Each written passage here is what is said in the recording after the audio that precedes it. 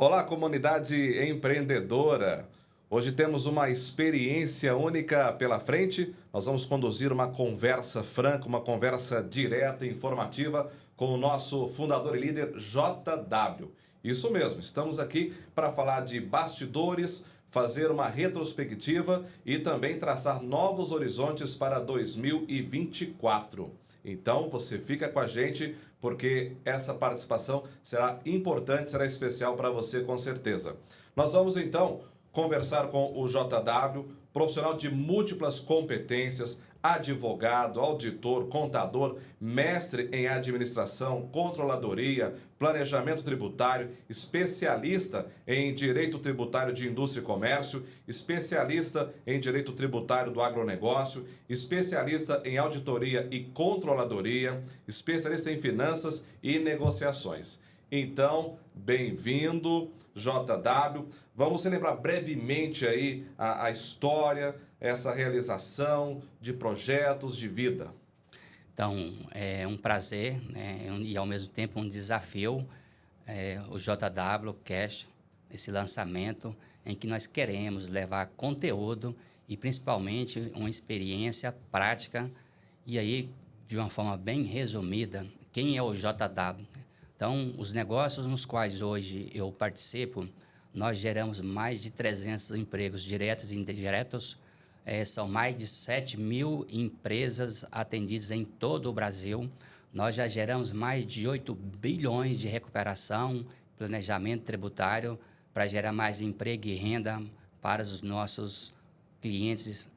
Agora, a minha história, ela começa lá com os meus 7 anos, em que eu comecei a vender geladinho, vender quitandas no interior do Goiás, né? E ali eu já tive, então, a experiência de ganhar ali os trocados, né? Porque minha família é muito humilde e para que eu pudesse jogar bola, eu tinha que comprar ali um quichute. Então, eu comecei a minha vida empreendedora, então, como criança, né? Meu pai não tinha condição de me dar uma chuteira, mas pelo menos então eu vendia geladinhos, quitandas, para poder comprar ali o quixote e jogar um futebol, né, que é um dos meus hobbies. Aos 17 anos eu tive um problema de saúde, né, que eu quase morri, e ali eu tinha uma dificuldade muito grande, numa cidade de praticamente 5.000 habitantes. Teve uma oportunidade de fazer um teste para, na época, né, chamava Agrobanco. Né? O meu sonho, então, era trabalhar num banco, porque numa cidade pequena, quem era bancário, ele tinha algo muito interessante, né? Que era receber um bom salário. Só que eu não tinha ainda concluído o segundo grau na época, e ali eu fiquei, então, 4 meses parado. Eu trabalhava na roça, né? De tudo eu fazia na roça, na enxada, na foice ali. E aí eu tive, então, o curso da datilografia. Terminei ali o segundo grau e sabia que o meu propósito de vida não era trabalhar na roça, porque o meu porte físico não contribuía muito. E aí eu fui estudar em Goiânia, comecei o curso lá de Ciências Contábeis, vim para Uberlândia. Em Uberlândia terminei o curso de Ciências Contábeis. Trabalhei em apenas 2 lugares como empregado, mas o que eu coloco, uma característica importante de JW? Eu fui treinado, então, num lugar muito difícil, e eu nunca fui um profissional, enquanto empregado, de pedir aumento de salário, e nunca pedi para os meus chefes, né, assim, os donos dos negócios nos quais eu trabalhei, posições de promoção. Ou seja, a minha característica, né, eu diria que sempre fiz o melhor que eu pude. Eu nunca quis ser melhor do que ninguém, mas tinha uma atividade para fazer e falar que você teria que andar tipo 100 metros, eu percorria 110. Então, eu sempre fiz mais do que eu era pago. Então, já estava ali uma característica de empreendedor, né, de fazer o seu melhor dentro das condições que estão ali. E aí eu chego, então, no JW hoje, muitos desafios, muitas operações, mas principalmente também uma característica minha de servir e humildade, em que hoje eu posso fazer alguma coisa melhor do que ontem. Essa mente aberta também é uma característica do JW empreendedor. Muito bem. Preparados para essa jornada? Então vamos lá. Retrospectiva 2023. Relembrando aí os desafios, as conquistas, como é que o JW enxerga o impacto dos pilares no ano passado e como eles preparam para o futuro? Então, 2023, nós tivemos o primeiro ano do atual governo federal, né? Tivemos muitos desafios, ajuste, né? A questão do arcabouço fiscal, nós tivemos uma pauta muito importante, né? Que foi a reforma tributária. Foi aprovada, essa reforma tributária ela vai ser pauta ainda nos anos subsequentes. Agora, nós tivemos um crescimento do Brasil, né? Acima de 1,5%. E também nós tivemos no cenário macro do Brasil a Selic alta na faixa de 11,5%. Todo empreendedor, todo líder, ele precisa ter essa visão sistêmica do que acontece. Nós estamos num período agora muito recente da pandemia, então nós tivemos situações que acontecem na China, acontecem nos Estados Unidos. Tem uma questão, por exemplo, da guerra, né, Rússia, Ucrânia. Ou seja, nós tivemos muitos produtos no Brasil que tiveram uma inflação muito alta. Isso aconteceu no mundo todo. Então, agora nós estamos numa situação mais normalizada em relação a produtos, por exemplo, de alimentos e vários outros produtos. Isso, todo líder, todo empreendedor tem que ter essa visão macro para que ele possa fazer um bom planejamento, mas sempre com os pilares que tem que ter pessoas competentes, né? No meu caso, todos os negócios, eu tenho sócios e trabalhar com que isso seja de uma forma acadêmica, mas também com a vivência prática, né? Às vezes, para ser um advogado, contador, ele tem que formar, ele tem que ter OAB, ele tem que ter o SORC, mas também ele tem que ter essa experiência, tem que viver na prática e superar os desafios. Eu costumo dizer que tem que ser além dos números. Os números por si só, eles são importantes, sim, mas também nós estamos com desafios, né, que todo líder, a questão humana, a questão de trabalhar pessoas, engajamento do time, isso é imprescindível para que a empresa consiga ter sucesso. Muito bem, uma experiência válida com certeza. E essa jornada do podcast que está começando, você é convidada a estar acompanhando esse projeto, ela vai ser enriquecida com convidados especiais, cases de referências de diferentes setores da economia. Como é que essas histórias inspiradoras poderão contribuir para o crescimento dos empreendedores, JW? É muito importante, o Brasil ele está entre os principais países que mais empreendem, né? Ou seja, nós temos o primeiro sonho de todo brasileiro é ter casa própria. Todas as pessoas, independente do que ele faz, se ele é funcionário público, se ele trabalha em autônomo, iniciativa privada. Então, o número 1 é o sonho dele é ter casa própria. Mas também está entre as 3 atividades em que, se eu quero ser um juiz, eu tenho que estudar, tenho que passar no concurso público. Para ser empreendedor, eu diria o seguinte: primeiro, a pessoa ela pode empreender e não necessariamente ter um CNPJ. Esse primeiro insight, esse primeiro paradigma, às vezes as pessoas elas acreditam que ela tem que ser dona para empreender. Isso não necessariamente tem que ser dessa forma. As pessoas elas podem empreender mesmo sendo empregados, né? E isso eu fiz quando eu era empregado, porque, como eu já citei, eu sempre fiz mais daquilo que eu fui contratado. Eu sempre procurei fazer algo diferente, inovando. Então, essa mente empreendedora tem que ter essa característica. E, principalmente, a partir do momento, então, que a pessoa empreende, ele se torna empresário, que ele abre o negócio, ele tem essa responsabilidade. E aí, o nosso desafio é exatamente contribuir para que as empresas possam sobreviver. Infelizmente, cerca de 75% das empresas morrem ainda quando crianças, ou seja, antes dos 10 anos. Apenas 1% das empresas ultrapassam 50 anos. Ou seja, o grande desafio nosso, enquanto empreendedores, é buscar aumentar a longevidade dessas empresas. E aí, né, os negócios nos quais eu participo, como advogado, como contador, é exatamente contribuir para que gera mais emprego, gera mais renda e tenhamos aí um ciclo da prosperidade coletiva. Empresário, a equipe e, consequentemente, mais impostos que vão crescer e aí o Brasil realmente entra na rota de desenvolvimento sustentável a longo prazo. Do que a gente já ouviu do JW até agora, é um empreendedor com case de sucesso, mas se dá conta de que não faz sozinho. É preciso que haja um trabalho de equipe. Então, já fizemos uma retrospectiva, já trouxemos aí a questão de sempre ter cases que inspiram empreendedores, mas também dessa ação colaborativa, a gente vai ouvir aqui autoridades, representantes de classes empresariais, trazendo perspectivas para o cenário empresarial, relevância de diversos temas. Qual a sua visão sobre essas perspectivas e como esses aspectos impactam no dia a dia? Essa importância aí de ter representatividade de classes empresariais.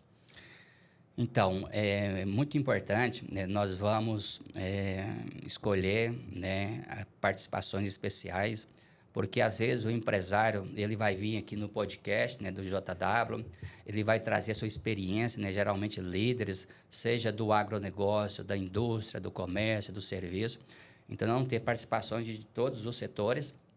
E aí, esses empresários, eles contribuirão de uma forma direta aquilo que ele teve de sucesso, a sua história, a sua jornada, que geralmente o empresário ele não estuda nas faculdades para como ter essa experiência prática. Então, é importante destacar que esses convidados serão pessoas que contribuirão, como eu já disse aqui, terão insights para que as empresas possam crescer. E, às vezes, um insight no podcast ele pode ser uma dica valiosa para aquela empresa, para aquele empreendedor.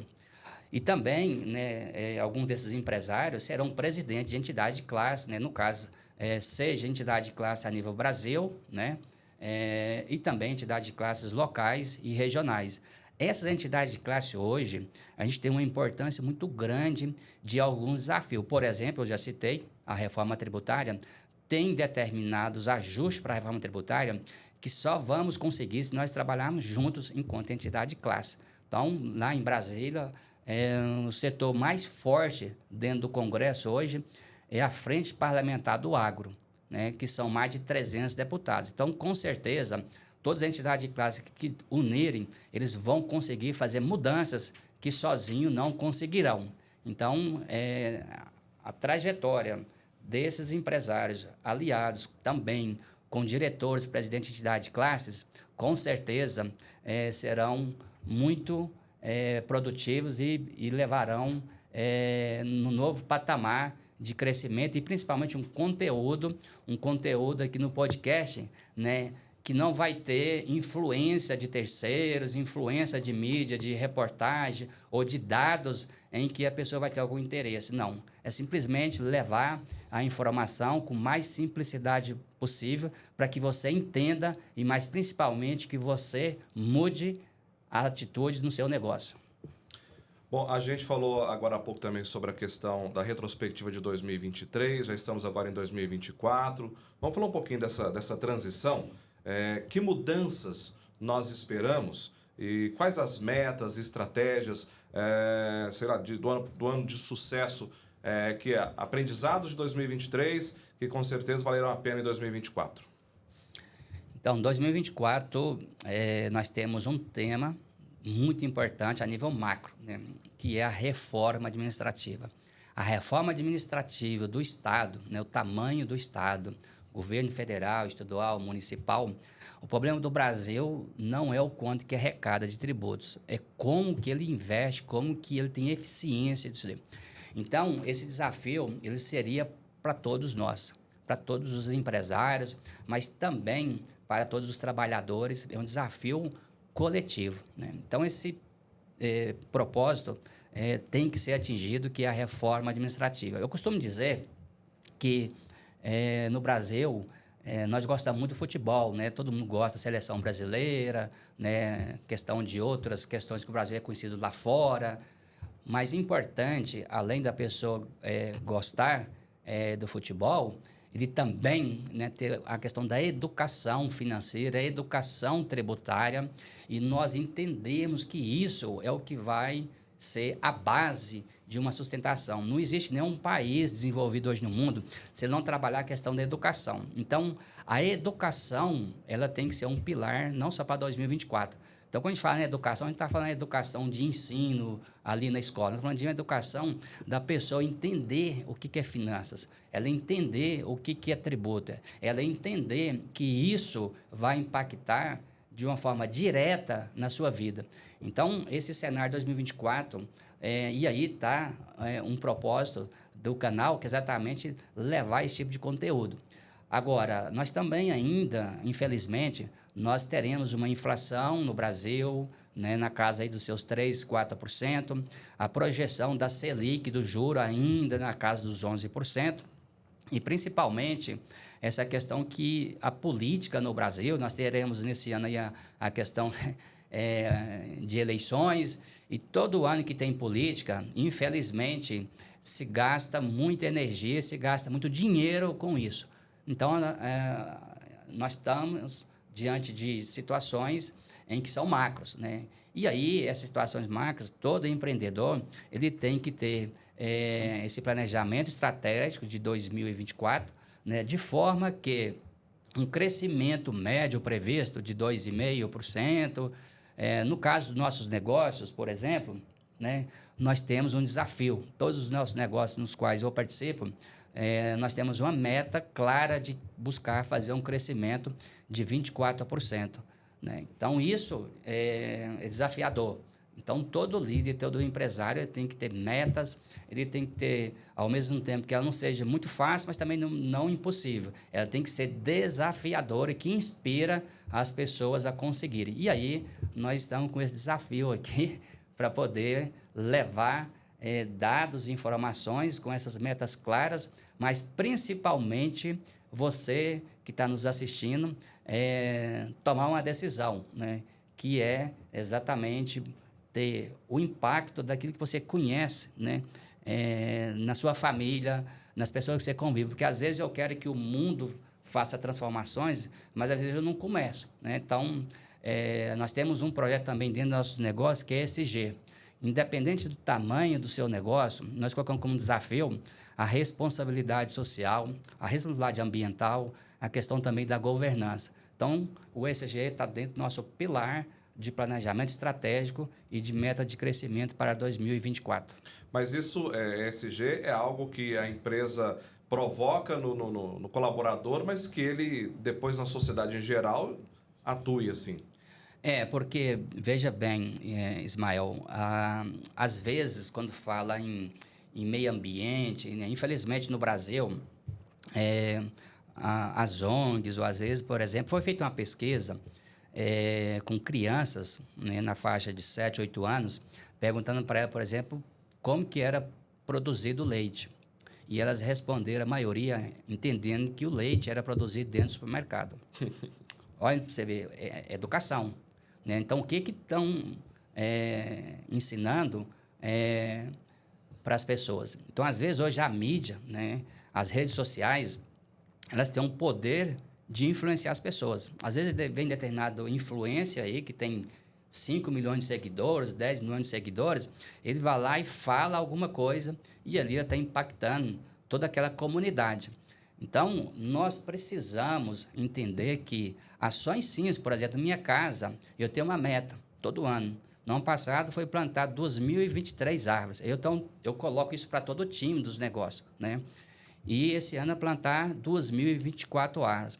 Eu incentivo na minha casa, na empresa, pequenas ações em que gerarão uma conscientização ali nas pessoas, né? A coleta seletiva do lixo, porque às vezes as pessoas acreditam que tem que ser a empresa. Então, Uberlândia foi eleita agora a cidade número 1 em termos de infraestrutura do Brasil. Então, nós temos aqui em Uberlândia água para aproximadamente 3 milhões de pessoas. Só que essa água, o rio não nasce dentro da cidade, ele nasce numa propriedade. Então, nós precisamos ter orgulho de ser brasileiros e aquilo que a gente tem de forma positiva, nós temos que destacar isso para as crianças, para os jovens, fazer a nossa parte. Não existe lugar nenhum do planeta que tem a reserva florestal que o Brasil tem. E aí, às vezes, a mídia vai lá e fala, porque está desmatando tal. Eu fiz um podcast semana passada com um cliente nosso do agro, e ele trouxe alguns dados que eu queria te reforçar aqui. Então, por exemplo, o Brasil, apenas 9% do território é ocupado pela agricultura. Ou seja, tudo aquilo que nós comemos, a soja, o feijão, o arroz, a carne, o tomate, a cebola, tudo que nós produzimos no Brasil, apenas 9% do território é ocupado pela agricultura. Ou seja, e eu estou falando um dado, né, que é confiável, que hoje a nossa floresta amazônica, segundo esse profissional especialista, corresponde a 15 países da Europa. Então, nós temos que pegar aquilo que a gente faz de sustentabilidade e ter orgulho de ser brasileiro em fazer isso. E, às vezes, os pequenos gestos das pessoas, elas vão impactar, primeiro, na empresa, na família, mas também contribuir para um ESG coletivo na sociedade, fazer coleta de lixo. Então, esse tema do ESG, ele vai impactar não somente as multinacionais, as médias empresas, mas também você é empreendedor, que às vezes tem 2 profissionais, 5, 10, pode fazer ações simples que vai gerar, né, um meio ambiente, que vai gerar sustentabilidade e, principalmente, né, a gente fazer o nosso papel enquanto empreendedor em impactar de forma positiva os negócios, mas também na vida das pessoas. E, claro, insights como esse e tantos outros você vai ter oportunidade no JWCast. Bom, uma novidade empolgante é que você está trabalhando em um livro para compartilhar conhecimentos e experiências. Como é que essa obra vai contribuir para a comunidade empreendedora? Então, Ismael, isso daí, eu lancei esse desafio em 2023. Você gosta de lançar desafios. Lançar desafios é com você. Isso, lançar desafio realmente comigo, né? E aí, 2023, eu coloquei isso como meta. Agora, o que eu destaco do livro? Uma característica do JW é que todos os cursos que eu fiz, conforme você apresentou aí brevemente o meu currículo, eu sempre procurei fazer o melhor. Quero dizer o seguinte, eu nunca fui o melhor aluno da turma, mas eu estava entre os 10. Mas não era o objetivo meu estar entre os 10. Eu sempre tive algo, né, que aí talvez foi Deus que me concedeu esse dom, né, e às vezes lá, ainda quando 17 anos, né, eu vejo que a busca de escrever qualquer assunto, no caso, no curso de graduação, de Direito, de Contábil, os cursos de especializações que eu fiz, o próprio mestrado. O mestrado que eu fiz, bem rapidamente aqui, eu lancei um desafio que o meu orientador mestrado falou assim, você não vai conseguir fazer isso, né, porque você está querendo fazer um manual, né.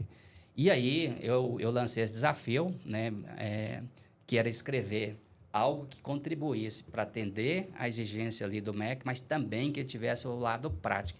E foi até interessante, que eu posso citar aqui, porque está lá autorizado, eu fiz uma pesquisa junto aos empresários, né, associados CDL, a CIUB, como que era a carga tributária lá em 2002 e como que essas pequenas empresas elas eram administradas, né, se ela teria controle financeiro, gestão de fluxo de caixa, ou seja, eu busquei unir o útil com o agradável. Então, o objetivo do livro é pegar tudo aquilo que eu já escrevi no passado e atualizar e transformar isso numa obra. Até porque tem um ditado aí, né, que diz o seguinte, que todo homem, antes de morrer, deveria fazer 3 coisas, né? Plantar uma árvore, eu já plantei mais de 2023, né? Tem uma floresta aí. E também, né, ter um filho, né, e escrever um livro. Então, esse desafio de escrever o livro, ele está na pauta e a gente, após passar dessa vida, a gente não leva nada, a gente pode deixar alguma coisa. E aí o livro, a gente pode deixar um pouco da contribuição, um pouco da jornada, qual que é o propósito, né? Qual que é a finalidade, o que eu vim fazer aqui nessa terra, para que eu nasci. Então, esse livro também vai deixar um pouco desse legado ou um pouco daquilo que humildemente eu consegui fazer na minha trajetória até aqui, principalmente, como ele está relacionado ao empreendedor, vai também, de uma forma simples, didática, mostrar dados e informações que contribuirão para aquele empresário que lê, com certeza, ele vai ter ali insights e histórias de fatos reais e não apenas questões teóricas. Isso também é um ponto importante, desafiador para o livro. Então, o JWCast vai falar de inspiração, de lançar desafios, de falar de colaboração, de inspirar empreendedores, de apresentar metas, de compartilhar experiências. Então, você está convidado para uma conversa rica em conteúdo de inspiração. Estamos construindo, claro, um futuro juntos e cada um de vocês é uma peça fundamental nessa trajetória. Então, vamos celebrar as conquistas de 2023, lançar as bases para um 2024 incrível. JW, qual é então aí a palavra final, a mensagem para essa comunidade empreendedora? A palavra, na verdade, não é uma, né? Seriam algumas palavras. Primeiro, é que nós temos que ter o espírito de servir, né? Servir ao próximo, servir enquanto empreendedor, servir as pessoas, né?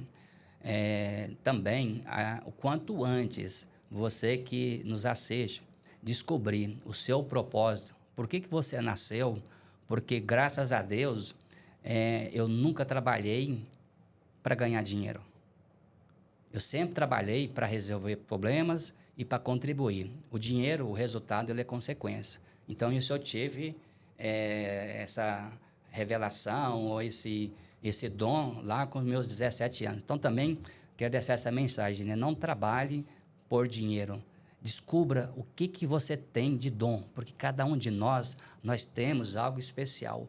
Quando a gente descobre o que é o nosso dom, o que é o nosso DNA, o porquê que eu nasci, isso vai gerar uma motivação de dentro para fora, e não alguém que vai me motivar. Também, aqui nesse podcast, vamos trazer história, vamos falar sobre isso. E queria também destacar aqui, né, a questão de humildade em querer realizar alguma coisa sempre com alguém. E hoje eu tenho que fazer alguma coisa melhor do que ontem, e aí esse espírito de sempre estar aprendendo, né? O aprendizado, às vezes, a gente pegar um tempo atrás, a gente pensava assim, né? A pessoa vai ter um curso superior, fazer um curso de especialização, e ali ele vai estar garantido essa situação. E, na verdade, as coisas mudaram e mudaram muito. Então, o conceito de aprendizado contínuo, um aprendizado duplo, ele tem que acontecer constantemente para que a gente possa, cada vez mais, junto com o time, com os sócios dos negócios nos quais eu participo, tá contribuindo, né? Então, esse podcast nós estamos fazendo exatamente para atender essa situação que, infelizmente, nós temos aí aproximadamente 3 horas que as pessoas gastam ou investem entre mídia aberta e redes sociais. Só que, às vezes, essas 3 horas, as pessoas não alimentam aquilo que vai ser o principal diferencial. E para estar encerrando, eu queria dizer um provérbio seguinte. Salomão diz que foi um dos homens mais sábios de todos os tempos e também um dos mais ricos de todos os tempos.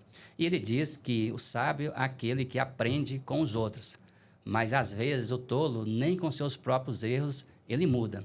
Então eu espero que a gente traga aqui palavras sábias, que as pessoas que virão aqui no podcast, eles possam exatamente levar esse conteúdo, e aí você tem um poder que Deus nos deu, que chama livre-arbítrio. A pessoa ela escolhe aonde ela quer investir seu tempo. Se ela quer investir o tempo dela assistindo alguma coisa que não agrega valor para ela, ou ele pode assistir podcast, ela pode ler, e é o maior patrimônio que nós temos exatamente o nosso conhecimento e o tempo, né? E o tempo, para encerrar, ele é o recurso mais democrático que existe. Ninguém tem mais tempo do que ninguém. E sim, o que é o foco, o que é prioridade que a pessoa faz com o seu tempo. Os homens mais ricos do mundo, né? Os bilionários lá, Elon Musk, Bill Gates, qualquer que seja, ele não tem mais do que 24 horas por dia. Então, faça a sua escolha, invista seu tempo, pensando sempre a médio e longo prazo. E muito obrigado, e nós esperamos aí no nosso primeiro episódio, nosso convidado especial, que será o Fábio Perg, que é CEO do grupo Lime Perg, que hoje eles têm diversos negócios, que são cerca de 15 empresas distintas, vendem para todo o Brasil e exportam, geram aí mais de 3 mil empregos diretos e indiretos. O grupo de empresas também que faturam acima dos 10 dígitos, ou seja, o nosso primeiro convidado especial do nosso podcast é alguém que vai exatamente falar aquilo que nós comentamos aqui nesse podcast de abertura. Convite feito, então, para você, JWCast, chegando nesse ano de 2024. Agradeço a oportunidade de poder ouvi-lo aqui nessa apresentação e desejo muito sucesso.